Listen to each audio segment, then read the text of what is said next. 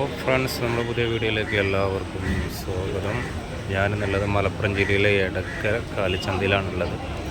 അപ്പോൾ ഞാനിന്ന് ചന്തയിലേക്ക് വന്നപ്പോൾ ചന്തൻ്റെ അവസ്ഥ കണ്ടിട്ട് നെറ്റിപ്പോയി. കാരണം എന്താണെന്ന് വെച്ചാൽ എടക്കര ചന്തയിലൊന്നും ഒരിക്കലും ഇതുപോലെ ആവലില്ല. കാരണം കന്നുകളില്ല.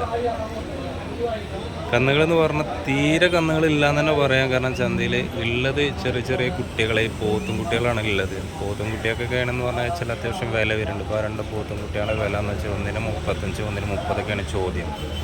അപ്പോൾ ഏകദേശം ഒരു 28-29 ആ റേറ്റിലൊക്കെ കച്ചവടം നടക്കും.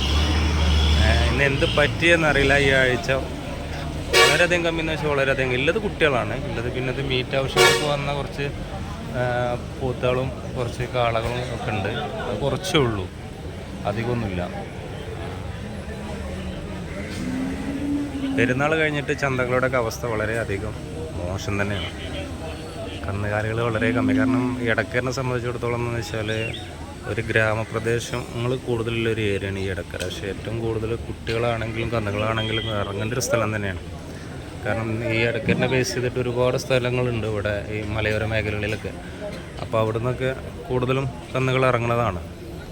എടക്കര ചന്ത എന്ന് പറഞ്ഞാൽ പഴയ ചന്തയാണ്. ഇത്ര പഴക്കമുള്ളൊരു ചന്ത എൻ്റെ ഓർമ്മയിലില്ല എന്നാണ് തോന്നുന്നത് മലപ്പുറം ജില്ലയിൽ.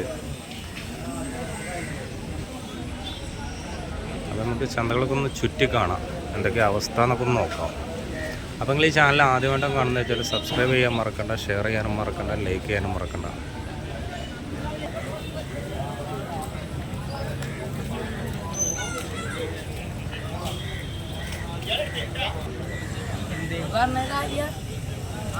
മോൻ്റെ ഉണ്ടായില്ല.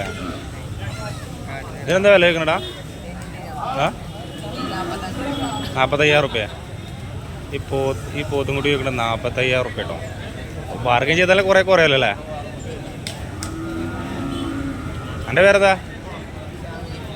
നിശാമോ? ഷാമിലോ? എൻ്റെ വീട് ഇവിടെ പൈക്കടവിലോ?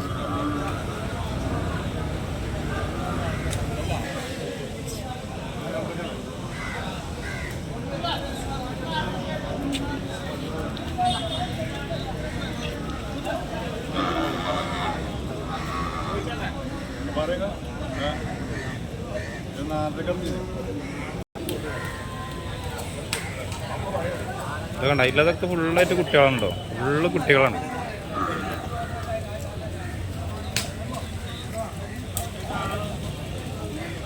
കൂടുതലും ഫാമിൽ നിന്ന് ഇറക്കുന്നതാണ് കുട്ടികളെ. ഫാമിൽ ചില കുട്ടികളുണ്ടാവും. അപ്പോൾ അത് ചന്തയ്ക്ക് വരുന്നതാണ്.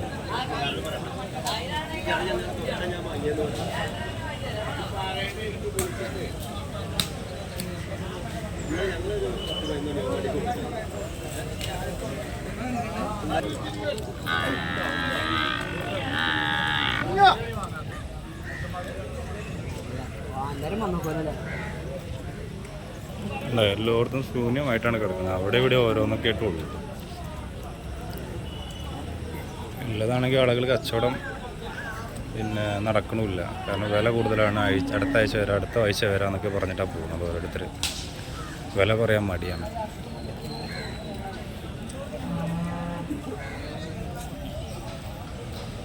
ഇത് കോംബോ ആയിട്ട് എടുക്കുമ്പോൾ കുറേ വില കുറയും. ഒറ്റക്കായിട്ട് എടുക്കുമ്പോൾ വില കൂടും. ഉള്ളതൊക്കെ പോത്തും കുട്ടികളാണ്.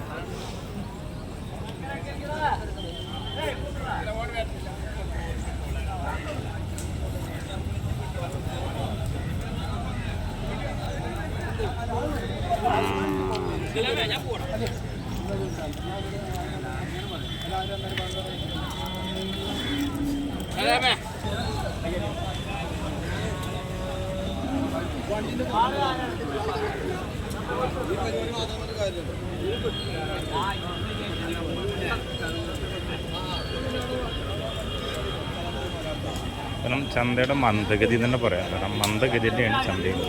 ഒന്നും നടക്കാതെ പറയാം. ഒരു കച്ചവടം നടക്കുന്നില്ല. ഇവിടെ വന്ന് ചന്ത പീസ് കൊടുത്ത് പോകുക എന്നല്ലാതെ കച്ചവടം നടക്കുന്നൊരു പോലൊന്നും കാണില്ല.